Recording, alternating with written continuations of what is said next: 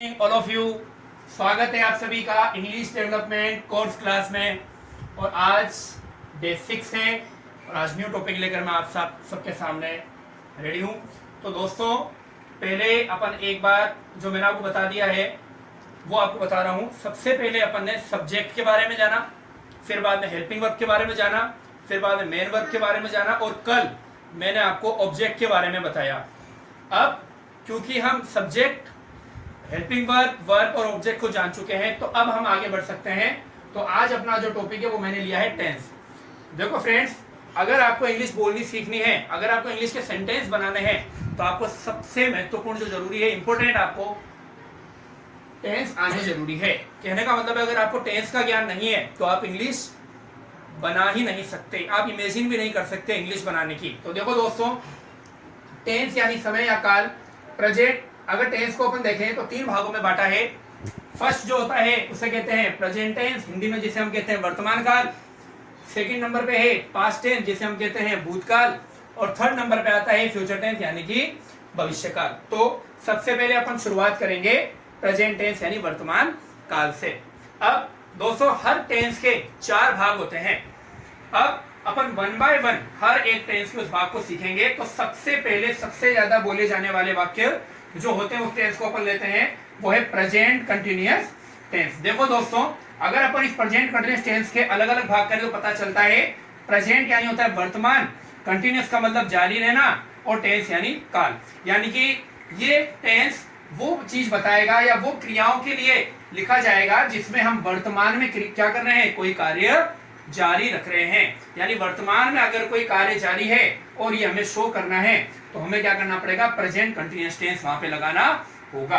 देखो दोस्तों, हिंदी में अगर बात करें तो रहा है, रही है, रहे हैं। यानी कि जैसे मैं कहूं वह खाना खा रहा है, तुम गांव जा रहे हो, या फिर जो बबीता है वो नाच रही है। तो इसमें हमें पता चल रहा है कि कोई काम क्या हो रहा है, कंटिन्यू हो रहा है, जारी है उस समय। तो अब प्रेजेंट कंटिन्यूअस के बारे में एक और बात जो महत्वपूर्ण जानने की वो ये है कि दोस्तों, कभी भी प्रेजेंट कंटिन्यूअस हमें कार्य के आरंभिक बिंदु की जानकारी नहीं देता है। यानी कि खाना तो खाया जा रहा है लेकिन कब से खा रहा है इसके बारे में हमें कोई भी जानकारी नहीं होगी। यानी ये कह सकते हैं कि प्रेजेंट कंटिन्यूअस टेंस तभी लगेगा जब काम तो जारी है लेकिन काम कब शुरू हुआ है वो हमें पता नहीं हो। जैसे इन 2 सेंटेंस के ऊपर देखते हैं हम, वह सुबह से खेल रहा है। देखो दोस्तों, पीछे रहा है, रही आ रहा है, तो हम ये कहेंगे कि ये प्रेजेंट कंटिन्यूअस टेंस है। लेकिन अगर आप ध्यान से देखो तो आप देखोगे कि यहाँ पर बिगिनिंग टाइम यानी शुरुआत का समय दे दिया है कि सुबह से खेल रहा है। तो इसका मतलब यहाँ पर प्रेजेंट कंटिन्यूअस टेंस नहीं लगेगा। दूसरा एक और देखो, बच्चा कल रात से सो रहा है, तो पीछे आ रहा है, तो हमें लगेगा कि प्रेजेंट कंटिन्यूअस टेंस है, जबकि ऐसा नहीं है क्योंकि इसके अंदर भी जो कार्य शुरू हुआ उसका समय दे दिया कि कल रात से सो रहा है। तो ये मेजर डिफरेंस, इस बात को आपको ध्यान में रखना है कि केवल पीछे रहा है, रही है देखकर आपको प्रेजेंट कंटिन्यूअस टेंस नहीं मान लेना है जब तक कि उसके अंदर कार्य प्रारंभ होने का जो बिंदु है वो अज्ञात न हो। चलिए दोस्तों, अब अपन देखते हैं कि प्रेजेंट कंटिन्यूअस जो टेंस है उसके अंदर कोई भी सकारात्मक वाक्य जब हम बनाते हैं तो उसको किस तरीके से बनाया जाएगा। तो कल जैसे मैंने आपको बताया था, वाक्य रचना में सबसे पहले हम फर्स्ट नंबर पे रखते हैं सब्जेक्ट को, फिर आती है हमारी हेल्पिंग वर्ब, और जैसा कि हमें पता है कि यहाँ पे कार्य जारी है तो वर्ब की कौन सी फॉर्म लगेगी, आईएनजी फॉर्म लगेगी या फिर वर्ब की फोर्थ फॉर्म लगेगी, और उसके बाद में हमारा ऑब्जेक्ट आएगा, और उसके बाद में जितना भी कुछ रह जाएगा वो सब हम बाद में लिखेंगे। अब हेल्पिंग वर्ब में हमें पता है इज, आर और एम, यानी कि एक वचन के साथ में हम इज लगाएंगे, बहुवचन के साथ में आर लगाएंगे और आई के साथ में हम एम लगाएंगे।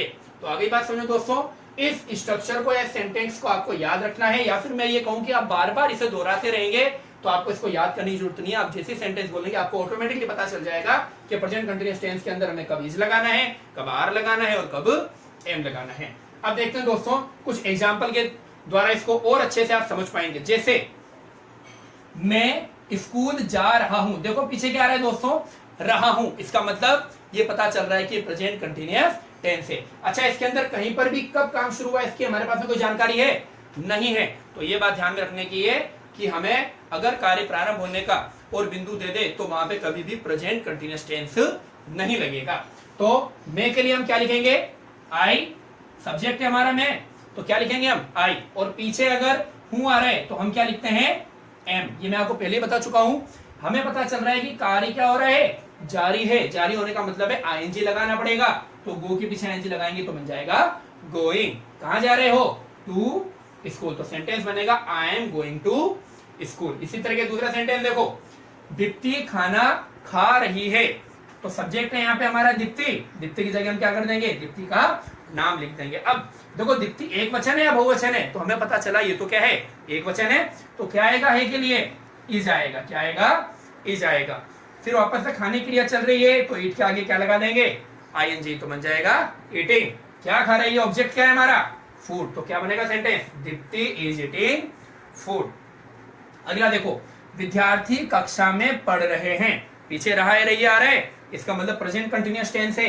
देखो विद्यार्थी एक भी हो सकता है, एक से ज्यादा भी हो सकता है, कैसे पता चलेगा, पीछे हमने देखा कि यहाँ पर क्या है, बिंदु लगा हुआ है, और बिंदु हमेशा बहुवचन के लिए आता है, तो हम लिखेंगे स्टूडेंट्स। फिर स्टूडेंट्स क्योंकि बहुवचन है तो आगे क्या आएगा, आ रहेगा। उसके बाद में कार्य जारी है तो पीछे एनजी लगाएंगे तो हो जाएगा स्टडिंग इन द क्लास, तो क्या बनेगा, students are studying in the class. अगला देखो, वह और उसकी बहन शतरंज खेल रहे हैं। अब देखो दोस्तों, यहाँ पर दो सब्जेक्ट को मैंने और से जोड़ दिया है, तो आपको ध्यान रखना है जब दो सब्जेक्ट को हम जोड़ देते हैं तो वो भी बहुवचन की तरह ही कार्य करता है, वो भी क्या हो जाएगा, बहुवचन बन जाएगा।